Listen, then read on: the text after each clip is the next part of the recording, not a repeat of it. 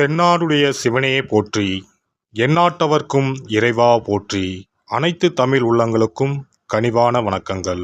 ஜோதிட சாஸ்திரத்தில் நவகிரகங்களின் தலைவனாக கருதப்படுபவர் சூரிய பகவான். இவர் ஒவ்வொரு மாதமும் தன் ராசியை மாற்றுவார். அப்படி மாற்றும் போதுதான் தமிழ் மாதங்கள் பிறக்கின்றன.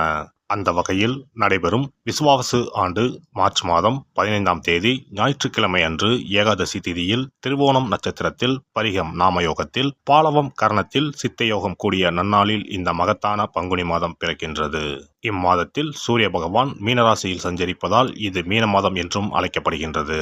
இம்மாத கிரகநிலைகள் என எடுத்துக்கொண்டால் மீனராசியில் சுக்கிரன், சூரியன், சனி பகவான் உள்ளனர். கும்பராசியில் செவ்வாய் பகவான், புதன் பகவான், ராகு பகவான் உள்ளனர். மிதுன ராசியில் குரு பகவானும், சிம்மத்தில் கேது பகவானும் உள்ளனர்.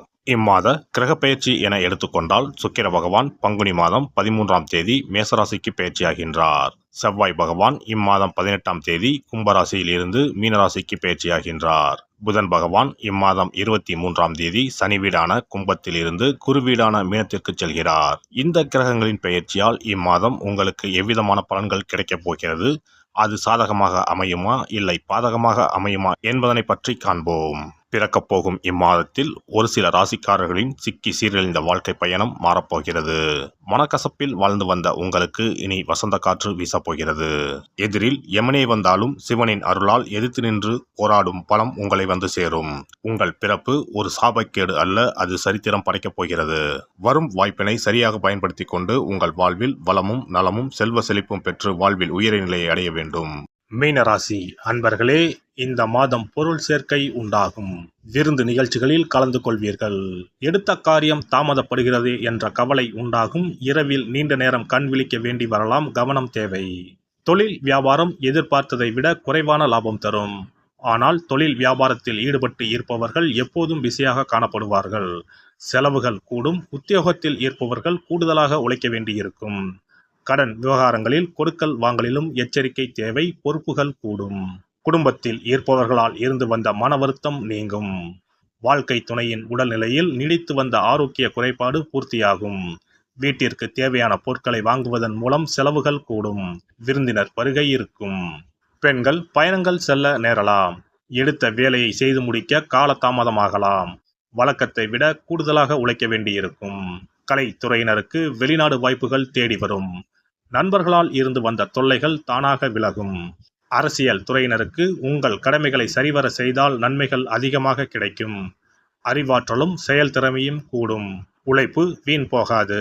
மாணவர்களுக்கு கல்வியில் வெற்றி பெற கூடுதல் நேரம் பாடங்களை படிப்பது நல்லது. பொறுப்புகள் அதிகரிக்கும். நட்சத்திர பலன்கள். போராட்டாதி 4ஆம் பாதம். இந்த மாதம் பல விதத்திலும் புகழ் கூடும். மற்றவர்கள் பிரச்சனைகளில் வாதாடி வெற்றி பெறுவீர்கள். தொழில் வியாபாரத்தில் இருந்த போட்டிகள் விலகும். பழைய பாக்கிகள் வசூலாகும். வியாபாரம் விரிவாக்கம் செய்ய தேவையான பண உதவியும் கிடைக்கும். உத்தியோகத்தில் இருப்பவர்களுக்கு நிலுவையில் இருந்த பணம் வந்து சேரும். மேல் அதிகாரிகள் உதவி கிடைக்கும். சக ஊழியர் மத்தியில் இருந்து வந்த எதிர்ப்புகள் விலகும். உத்திரட்டாதி நட்சத்திரம். இந்த மாதம் குடும்பத்தில் மகிழ்ச்சி நிலவும். உறவினர்கள் வருகை இருக்கும். திருமணம் போன்ற சுபகாரியம் நடக்கும். நிலம் வீடு மூலம் லாபம் கிடைக்கும். கணவன் மனைவிக்கு இடையே நெருக்கம் அதிகரிக்கும். சுவையான உணவு கிடைக்கும். மனோபலம் கூடும். ரேவதி நட்சத்திரம். இந்த மாதம் புதிய நபர்கள் அறிமுகமும் அவர்களால் உதவியும் கிடைக்கும். எதிலும் எச்சரிக்கை தேவை. பயணங்கள் செல்ல வேண்டி இருக்கும். வீண் அலைச்சல் உண்டாகும். எதிர்பார்த்த காரியம் வெற்றிகரமாக நடந்து முடியும். பணவரத்து இருக்கும். எதிர்பார்த்த உதவியும் கிடைக்கும். நவக்கிரக குருவை வியாழக்கிழமையில் வணங்கி வர வாழ்க்கையில் முன்னேற்றம் உண்டாகும். மன அமைதி ஏற்படும். சிறப்பு தொகுப்பு. கண் திருஷ்டிகள் அகன்று தடைப்பட்டு கொண்டிருக்கும் காரியங்கள் நிறைவேற செய்ய வேண்டிய பரிகாரம் என்ன என்பதனை பற்றி காண்போம். வாழ்க்கையில் நல்ல நிலையில் இருந்தவர்கள் கூட திடீரென்று பொருளாதாரம் இழந்து மன கஷ்டங்களுடன் வாழும் நிலை ஏற்படும். இந்த நிலை எதனால் ஏற்பட்டது என்று ஆராய்ந்து பார்த்தால் பெரும்பாலும் அவர்களின் மீதான கண் திருஷ்டிதான் காரணமாக இருக்கும். கல்லடி பட்டாலும் கண்ணடி படக்கூடாது என்று சொல்வார்கள் அல்லவா, அது உண்மைதான். இது போன்ற பிறரின் பொறாமை கொண்ட கண் திருஷ்டியினால் பலரின் வாழ்க்கை சிரமத்திற்கு ஆளாக நேரிடும். இது போன்ற கண் திருஷ்டிகளிலிருந்து எப்படி தப்பிப்பது? இருக்கவே இருக்கிறது எளிதாக கிடைக்கும் ஊமத்தஞ்செடி. தெய்வ சக்தி நிறைந்த செடியாக கருதப்படும் ஊமத்தஞ்செடியின் காய், பூ, இலைகள் என அனைத்தும் தீய சக்திகள் விரட்ட பரிகாரத்துக்கு பயன்படுகிறது. பொதுவாக ஊமத்தம் காய்க்கு கெடுதலை அகற்றக்கூடிய சக்தி உண்டு.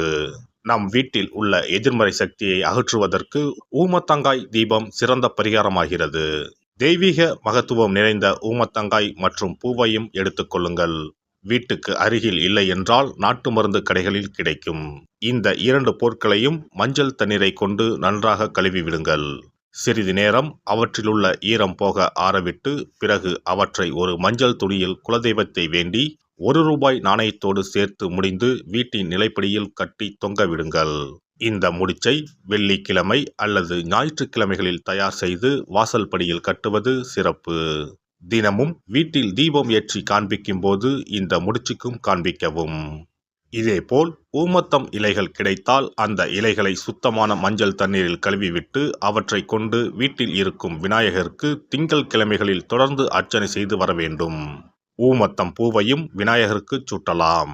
3 வாரங்கள் தொடர்ந்து திங்கள் கிழமைகளில் விநாயகருக்கு ஊமத்தை இலையால் அர்ச்சனை செய்து ஊமத்தம் பூவை சூட்டி வழிபட்டால் வீட்டில் உள்ள கெட்ட சக்தி நடமாட்டம் மற்றும் கண் திருஷ்டிகள் தீரும். ஊமத்தம் செடியும் சிவபெருமானுக்கு உகந்த இலை ஆகும். இந்த ஊமத்தங்காய் வைத்து சிவபெருமானுக்கு தீபம் ஏற்றி வழிபடுவதன் மூலம் நமது பிரச்சனைகளில் இருந்து எளிதாக விடுபட முடியும். முதலில் 2 ஊமத்தங்காய்களை எடுத்துக்கொள்ள வேண்டும். அவற்றின் மீது முட்கள் இருப்பதால் மிகவும் கவனமாக கையாள வேண்டும். ஊமத்தங்காயின் காம்பு பகுதிகளை வெட்டி கொண்டு கத்தியை பயன்படுத்தி ஊமத்தங்காயின் உள்ளே இருக்கும் விதை பகுதியை முழுவதுமாக நீக்கிவிட வேண்டும். பின்னர் 2 அகல் விளக்குகள் மற்றும் விளக்கு வைப்பதற்கான 2 தட்டுகளை எடுத்து சுத்தம் செய்து அவற்றிற்கு மஞ்சள் குங்குமம் போட்டு வைத்துக் கொள்ள வேண்டும். பின்னர் 2 தட்டின் மீதும் ஒவ்வொரு அகல் விளக்கை வைத்துக் கொள்ள வேண்டும். அதன் பிறகு எப்போதும் பூஜை செய்வதற்கு வைப்பது போன்ற வெத்தலைப்பாக்கு, பழம் போன்றவற்றை வைத்துவிட்டு 2 விளக்குகளையும் ஏற்றி சிவபெருமானை மனதார வேண்டிக் கொள்ள வேண்டும்.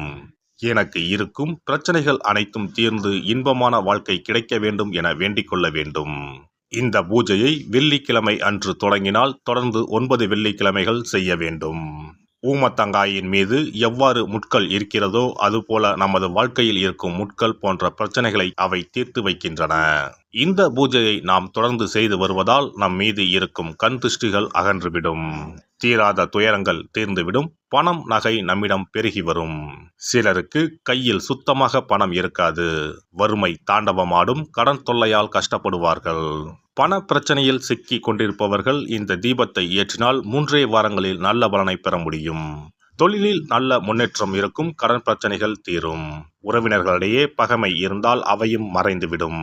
நோய்வாய் உள்ளவர்கள் இந்த தீபத்தை ஏற்றுவதன் மூலம் நல்ல பலனை பெற முடியும். பொதுவாகவே எந்த பரிகாரம் என்றாலும் அதை முழு நம்பிக்கையுடன் செய்தால் மட்டுமே முழு பலன் கிடைக்கும் என்பதை நினைவில் கொள்ளுங்கள். எல்லாம் வல்ல இறையருளால் நீங்களும் உங்கள் அன்பு குடும்பமும் உடல் நலம், நீலாயுள், நிறை செல்வம், உயர் புகழ், மெய்ஞானம் ஓங்கி வாழ்க வளமுடன்.